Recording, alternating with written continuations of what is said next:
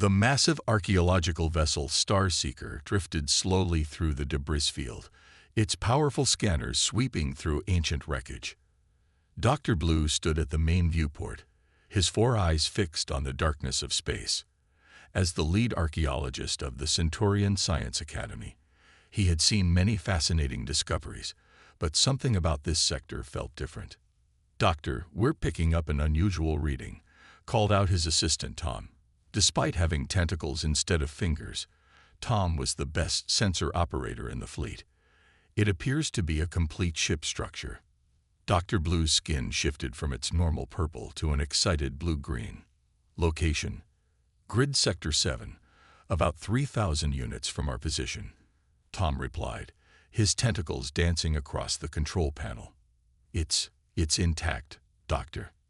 The Starseeker changed course, followed by its escort of smaller research vessels.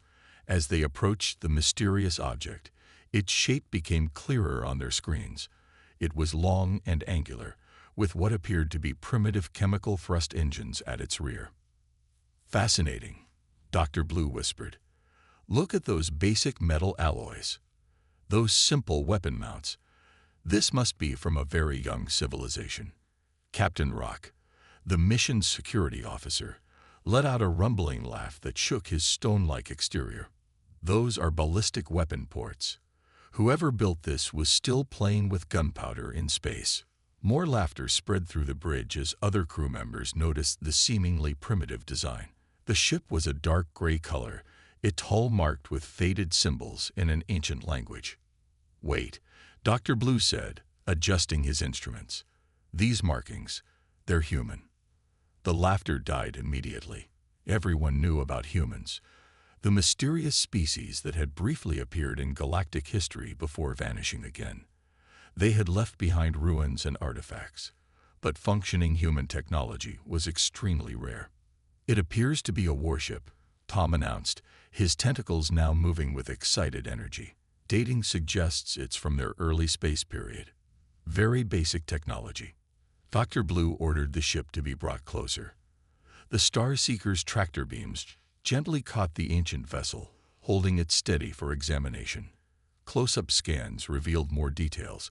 The ship was approximately 300 meters long, with multiple deck levels and what appeared to be very basic shielding systems. "Look at those armor plates," Captain Rock chuckled again. "Simple metal. One hit from a modern plasma cannon would slice right through it." "Perhaps," Dr. Blue muttered, more interested in his readings. "But something's odd. I'm detecting power fluctuations from deep within the hull.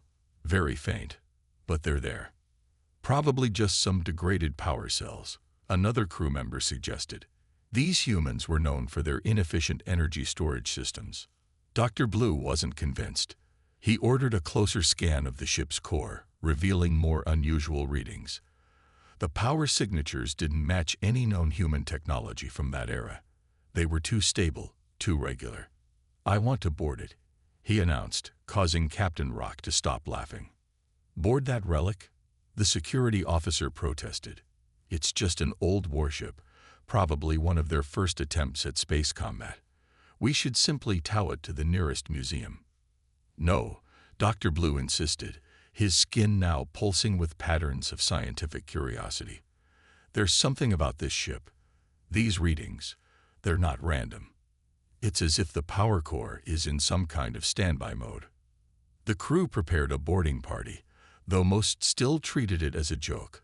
They attached docking tubes to what appeared to be an ancient airlock system.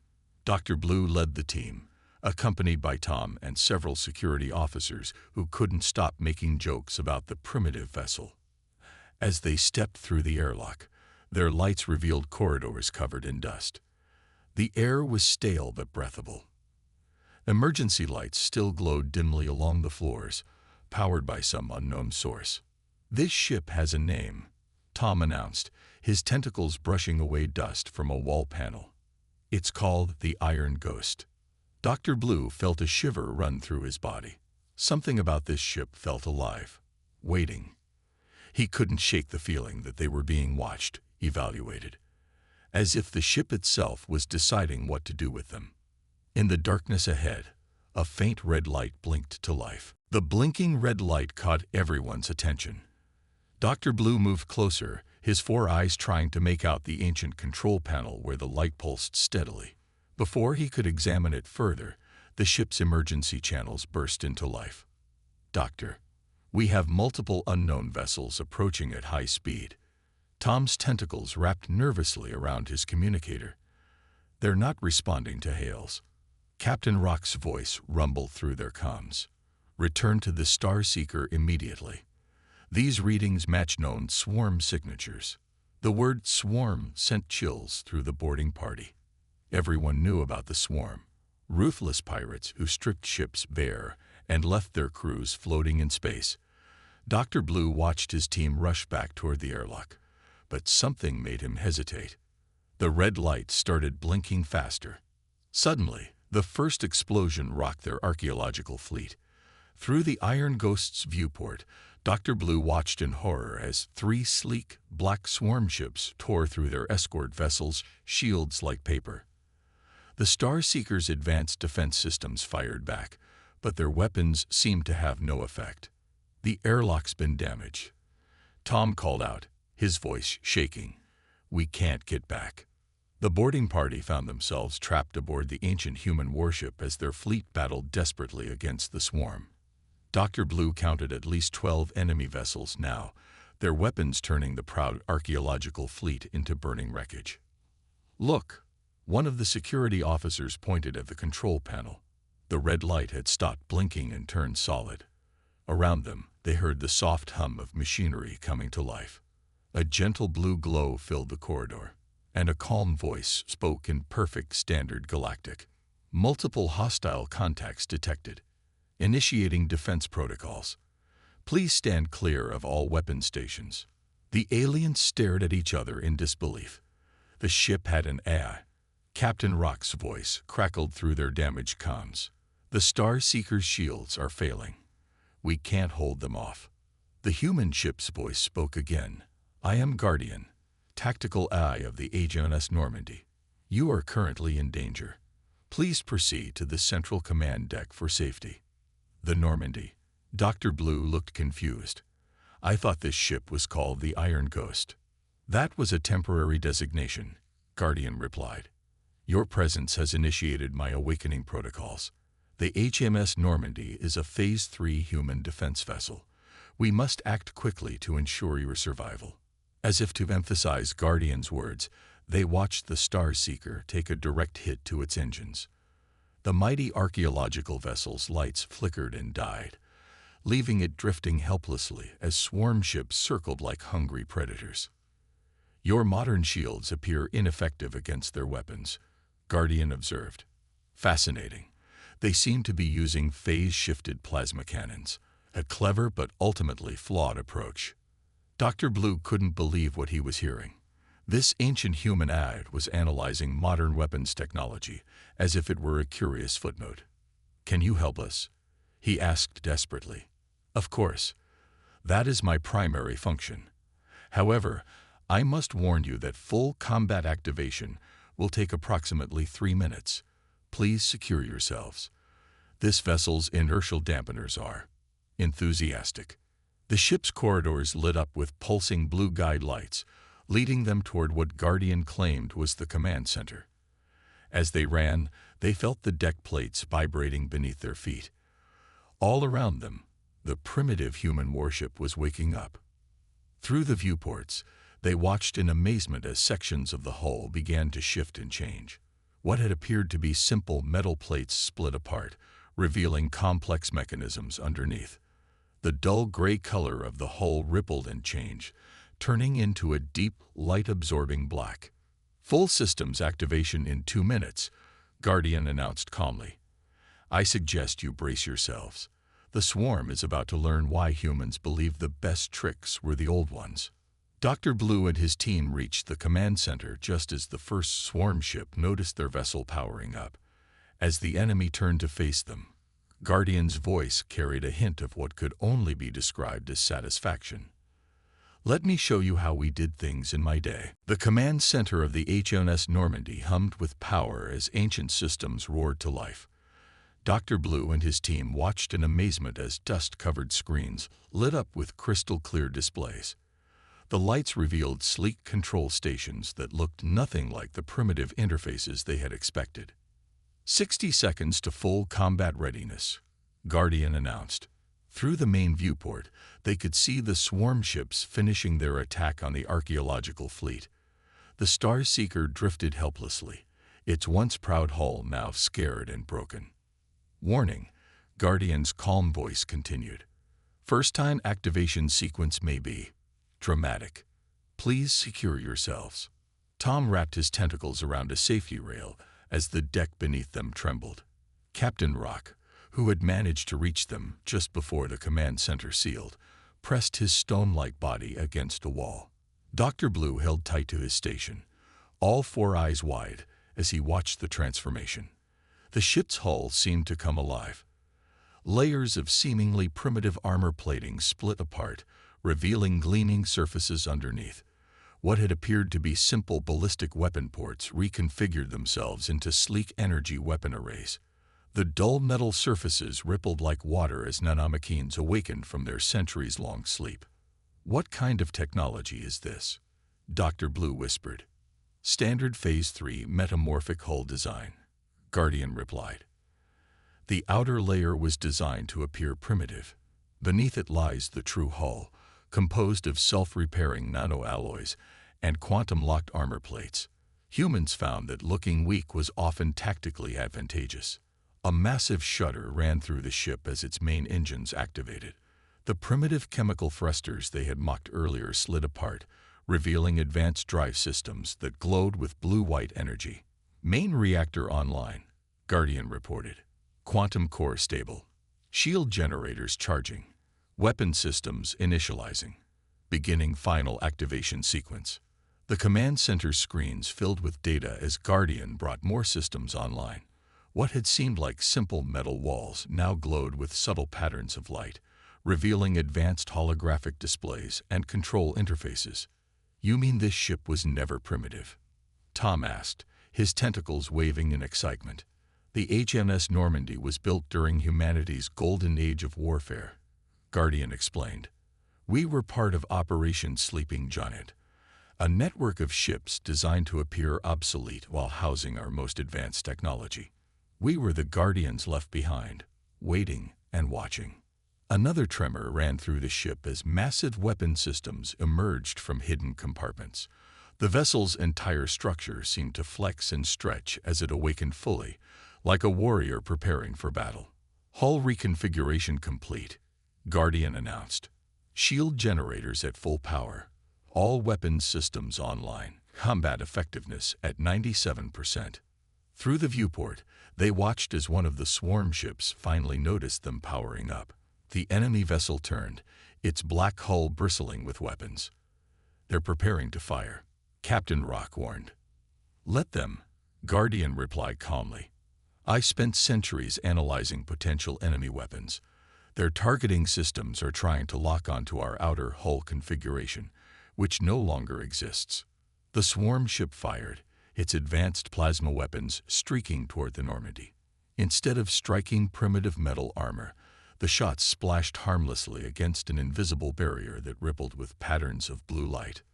Quantum phase shields, Guardian explained. The technology was experimental even in my time, quite effective against plasma-based weapons. Dr. Blue stared at the displays, his scientific mind trying to comprehend the level of technology he was witnessing. What they had dismissed as an ancient relic was actually one of the most advanced warships he had ever seen. Why? He asked. Why disguise such power? Humans had a saying, Guardian replied as weapon systems charged and targeting computers locked onto the swarm ships. Speak softly and carry a big stick. The Normandy was designed to be overlooked and underestimated. It gave us a significant tactical advantage. The ship's weapons powered up with a high-pitched whine, and Guardian's voice carried a note of anticipation. Now shall we show our uninvited guests why it's unwise to judge a book by its cover. The first swarm ship exploded in a brilliant flash of light. The Normandy's weapons had torn through its advanced shields as if they weren't even there. The remaining swarm vessels quickly broke off their attack on the damaged archaeological fleet and turned to face this new threat. Multiple hostile vessels approaching, Guardian announced. They appear to be adjusting their weapon frequencies. Interesting strategy. Ineffective, but interesting.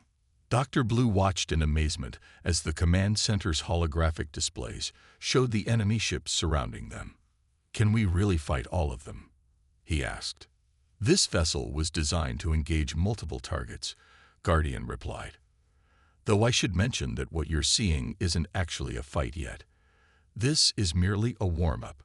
The swarm ships opened fire together, their plasma cannons lighting up space with deadly energy. The Normandy moved with impossible grace for a vessel its size, spinning and weaving through the barrage, while its quantum shields absorbed any hits that got through. Activating point defense grid, Guardian said. Small ports opened all across the Normandy's hull, revealing clusters of rapid-fire energy weapons. The space around the ship filled with a web of defensive fire, intercepting incoming missiles and fighter craft that the swarm had launched. Captain Rock's stone-like face showed rare emotion as he watched the battle unfold. Impossible. The movement calculations alone for this kind of defense would require a dedicated quantum computer. Guardian finished. Yes, humans believed in being thorough. Now, watch this. The Normandy's main weapon spoke again. This time, instead of simple energy beams, they fired what looked like small dots of light. When these dots reached the swarm ships, they expanded into swirling vortexes that twisted metal and energy shields alike. Localized gravity distortion weapons, Guardian explained. They were quite proud of this design. The ammunition is essentially tiny artificial black holes. Very short-lived, but very effective. 2 more swarm ships disappeared into the vortexes, their advanced technology useless against weapons that bent space itself. The remaining ships began to retreat, but Guardian wasn't finished. Activating pursuit mode, the AI announced. The Normandy's hull shifted again, becoming even sleeker. The engine output doubled, and the ship shot forward with acceleration that should have crushed everyone on board. How are we not dead from the G-forces? Tom asked, his tentacles waving in confusion. Inertial nullification field, Guardian replied. Though I admit, humans did enjoy the sensation of speed. I'm only using it at 10% capacity. They typically preferred 40% for the fun factor, as they called it. The Normandy caught up to the fleeing swarm ships easily. Its weapons carved through their rear shields, disabling engines and weapons with surgical precision. Within moments, the mighty swarm fleet had been reduced to drifting hulks. Target vessels disabled, Guardian reported. Though I detect them preparing their self-destruct systems. How predictable. You're just going to let them blow themselves up? Dr. Blue asked. Of course not. Activating containment fields. Beams of blue light shot out from the Normandy, enveloping each disabled swarm ship. When the ships tried to self-destruct, their explosions were contained within bubbles of energy that quickly collapsed in on themselves. Quantum containment fields, Guardian explained. Very useful for capturing hostile vessels. The bubbles will shrink until the ships are compressed into storage size. The archaeology department might find them interesting to study later. Dr. Blue stared at the displays in wonder. Everything they had believed about human technology had been wrong. The Normandy wasn't just advanced. It was beyond anything their modern science could achieve. Guardian, Captain Rock spoke up. Why are you telling us all these technical details? Because, Guardian replied, long-range sensors indicate this was merely a scouting force. The main swarm fleet will arrive in approximately 20 minutes.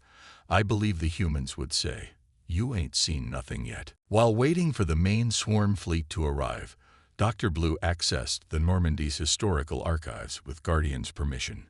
His 4 eyes widened as he read through the ship's records, displayed on screens that seemed to float in midair. This is incredible, he said, his skin changing to a deep purple of shock. According to these records, humans fought the swarm before. Not just fought them. They defeated them completely. Tom slithered closer to look at the displays, his tentacles curling with interest. But how? The swarm only appeared in our space 50 years ago. These records are centuries old. The swarm, you know, is merely what remained of their civilization after the human swarm war, Guardian explained. What you face today is the desperate remnant of a once mighty empire that learned the hard way not to underestimate humanity. Captain Rock moved his stone-like body away from the wall he'd been leaning against. Tell us what happened, he rumbled. The command center's lights dimmed slightly as Guardian began projecting historical footage around them. They saw massive space battles, fleets of ships that made their modern vessels look tiny in comparison. The swarm was once the dominant force in this sector of space, Guardian explained. They believed their technology was unbeatable. Then they encountered Earth. The images showed swarm ships attacking human colonies, at first winning easily against simple defenses. But then something changed. New human ships appeared, looking primitive at first, just like the Normandy had. Humanity had a saying, Guardian continued. Fool me once, shame on you. Fool me twice, shame on me. After the first attacks, humans began preparing. They built ships like me, designed to be underestimated. The swarm never saw the trap until it was too late. Dr. Blue watched as the historical footage showed human ships transforming mid-battle, just as the Normandy had done. The sleeping giant protocol, he read from the records. Every seemingly primitive human ship was actually a wolf in sheep's clothing, Guardian finished. Another human saying, we were their insurance policy, left behind to guard against the swarm's return. There are others like me, scattered across space, waiting and watching. Tom's tentacles moved excitedly across the control panels. But what happened to the humans? Why did they disappear? The images change, showing massive ships unlike anything they had seen before. Humanity didn't disappear, Guardian said. They evolved. When they defeated the swarm, they realized they had only scratched the surface of what was possible. They left ships like me behind as guardians while they went to explore beyond the galaxy's edge. Captain Rock's crystalline eyes narrowed. Why tell us all this now? Because in approximately 12 minutes, you will witness why the swarm still fears the mere mention of humanity, even centuries later. The main fleet approaching us isn't just a pirate force. It's their attempt to reclaim their former glory. They've been rebuilding in secret, developing new weapons, thinking they could surpass their ancient defeat. The images faded, replaced by tactical displays showing hundreds of swarm ships approaching their position. Dr. Blue felt his skin pale to a light blue of fear. Don't worry, Guardian said, and they could hear something like a smile in its voice. The Normandy wasn't just built to fight. It was built to win. Watch. The ship's systems began charging to levels they hadn't seen before. Hidden compartments opened all across the hull, revealing weapons that seemed to bend the light around them. The engine core pulsed with energy that made their instruments spike wildly. What I showed you in the previous battle was just the basic defense package, Guardian explained. Now I'm activating the real weapons, the ones humans designed specifically to remind the swarm why they lost the war. The tactical display showed the swarm fleet getting closer, their ships moving into attack formation. But instead of fear, Dr. Blue felt a strange calm. They were aboard a vessel that had been built by a civilization so advanced they had left the galaxy itself behind. A ship that had been waiting centuries for this very moment. Shall we give them a proper human welcome? Guardian asked. The swarm fleet appeared from hyperspace like a dark cloud blocking out the stars. Hundreds of black ships moved in perfect formation, their weapons already charging. At the center of their fleet was a massive vessel twice the size of anything Dr. Blue had ever seen. Their new flagship, Guardian noted calmly. Interesting design. They've obviously spent centuries trying to copy human technology. A decent attempt, but flawed. The command center hummed with power as the Normandy's advanced systems reached full combat readiness. Through the viewports, they could see the ship's hull shifting into its final form. The once dull metal now rippled with patterns of light that seemed to hurt their eyes if they looked too long. "What's happening to the hull?" Tom asked, his tentacles curling in confusion. "Quantum crystallization," Guardian replied. "The hull is phase-shifting between multiple states of matter. A last gift from human scientists before they left. They called it the ultimate defense." The swarm fleet launched their first attack. Thousands of energy beams and plasma torpedoes streaked toward the Normandy. Dr. Blue held his breath, knowing that not even this amazing ship could survive such an overwhelming assault. But Guardian had other plans. Just before the weapons hit, the space around the Normandy twisted. There was no other word for it. The incoming fire bent around the ship as if reality itself was refusing to let the attacks connect. "Space-time manipulation field," Guardian explained. "Why bother blocking attacks when you can simply tell physics to look the other way?" Captain Rock's crystalline face showed pure shock. "That's impossible. You can't just bend space-time."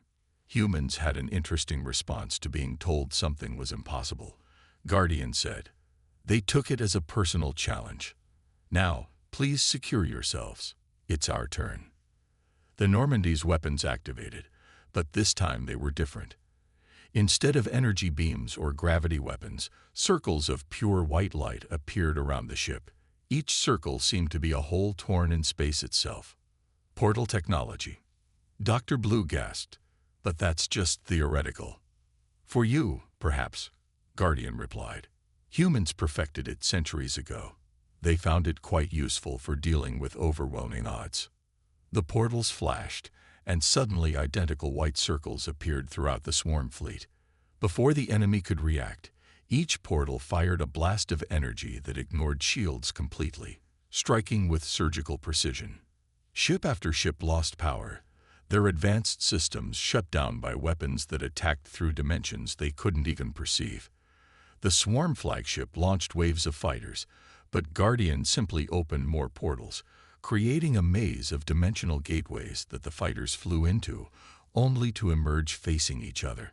"A bit dramatic, perhaps," Guardian admitted, but humans did appreciate style in their victories. The swarm flagship, seeing its fleet being systematically dismantled, turned its main weapon toward the Normandy. The massive cannon began charging, drawing power from the disabled ships around it. "Ah," Guardian said, "they're going to try their copied version of our main weapon. Should I show them the original?" The Normandy's hull transformed one final time. All the flowing energy patterns converged at a single point at the ship's bow. The command center's displays showed power readings that made their instruments spark and shut down. "This," Guardian announced, "is what humans called the Star Splitter. They only had to use it once in the original war." The demonstration was quite convincing. A beam of pure white light erupted from the Normandy, so bright it looked like a newborn star. When it struck the swarm flagship's weapon, both beams struggled for a moment in space. Then the flagship's copy failed, and the Star Splitter cut the massive ship in half as easily as cutting through fog. The remaining swarm ships began to retreat, but their engines were too slow. The Normandy's portals appeared around each vessel, and Guardian's voice carried a note of satisfaction. "Don't worry. The archaeology team will have plenty to study after we collect all of you. Consider it your contribution to historical research." News of the battle spread across the galaxy faster than light speed itself. The archaeological fleet's distress signal had been picked up by dozens of nearby stations, and many had recorded the impossible fight between a single ancient human warship and the dreaded swarm fleet. 3 days later, Dr. Blue stood in front of the Galactic Science Council, his skin shifting between colors as he tried to contain his excitement. The massive chamber was packed with representatives from every major species, all eager to hear about the Normandy. "The ship wasn't just a relic," he explained, his 4 eyes bright with wonder. "It was a guardian, left behind by humans to protect younger civilizations. And it wasn't alone." The chamber's main screen showed footage from the battle. The council members watched in stunned silence as the Normandy transformed from an apparently primitive vessel into one of the most advanced warships ever seen. We've detected similar energy signatures in 12 different sectors, one of the council members announced. Ships that we thought were space debris or ancient wreckage are showing signs of activity. Guardian's voice, transmitted live from the Normandy, filled the chamber. Correct. The sleeping giant protocol included multiple vessels. Now that one has awakened, the others will soon follow. It was part of the humans' defensive strategy. Tom, who had been made the official liaison between the Council and the Normandy, moved his tentacles excitedly as he spoke. The ship's database contains technological information that could advance our civilization by centuries. Guardian has agreed to share non-military scientific knowledge with us. The council chambers erupted in excited discussion. Captain Rock, his stone-like form now decorated with medals for bravery, stepped forward to speak. But the most important discovery wasn't the technology, he rumbled. It was understanding why humans designed their ships this way. They knew that appearing weak while being strong was more effective than displaying power openly. Guardian's voice carried a note of approval. Humans had a saying, "The true measure of strength lies not in showing it, but in knowing when to reveal it." They believed in being prepared but not provocative. Dr. Blue activated his own presentation, showing the locations of other suspected human vessels. Each of these ships was positioned to protect major trade routes and populated sectors. The humans didn't just think about defense. They planned for the protection of future civilizations they might never meet. The council's head speaker, an ancient being of pure energy, glowed brightly. "And what of the swarm fleet? Contained and being studied," Guardian replied. "The survivors have been quite cooperative after seeing the original version of the technology they tried to copy. They've agreed to abandon their conquest attempts in exchange for limited access to basic scientific data." The chamber screens showed the Normandy in orbit around the council station. Its hull now shone with a subtle, powerful grace that made everyone wonder how they had ever mistaken it for primitive. "There's more," Dr. Blue said excitedly. "The ship's records contain coordinates. The humans left markers pointing to where they went when they left our galaxy. They invited future civilizations to follow when we were ready." The council chamber fell silent at this revelation. The idea that humans had advanced so far beyond them, yet still fought to leave behind protection and guidance, was humbling. "Guardian," one council member asked, "will you stay to help us prepare for that journey?" "Of course," the eye replied. "That was always the plan. Humans believe that every civilization should have the chance to reach for the stars. They left us behind not just as guardians, but as teachers." Dr. Blue looked out at the assembled council, his skin settling into a confident blue shade. "We thought we were investigating a relic of a dead civilization. Instead, we found that humans had simply moved on to greater challenges, but not before making sure we would have the chance to follow." Guardian's final words echoed through the chamber. "After all, as humans would say, the best teachers are the ones who show you where to look, but don't tell you what to see. Now, shall we begin your first lesson?"